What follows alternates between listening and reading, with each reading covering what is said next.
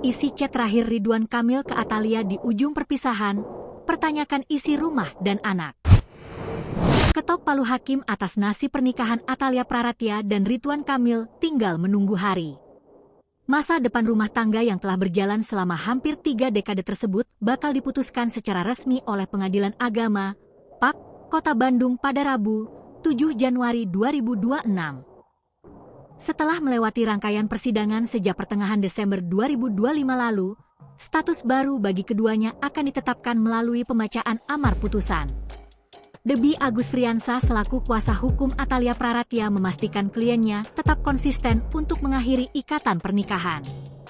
Tidak ada perubahan, tuturnya. Prosedur pembacaan putusan pekan depan rencananya akan dilangsungkan melalui mekanisme e-court. Hal ini membuat pihak penggugat maupun tergugat tidak diwajibkan datang ke kantor pengadilan secara tatap muka. Putusan melalui e-court, jadi tidak hadir secara fisik ke pengadilan, tapi sidang putusan melalui e-court masing-masing kuasa hukum, kata Debbie. Setelah putusan itu dibacakan secara digital, maka secara hukum berakhir pula perjalanan pernikahan panjang mereka yang selama ini dikenal sangat harmonis. Meskipun langkah hukum sudah mencapai puncaknya, dinamika komunikasi antara orang tua Camelia Laetitia Az-Zahra ini justru tetap terjaga. Kuasa hukum Ridwan Kamil, Wenda Alwi, membocorkan bahwa tidak ada aksi saling tutup akses komunikasi antara kliennya dengan Atalia.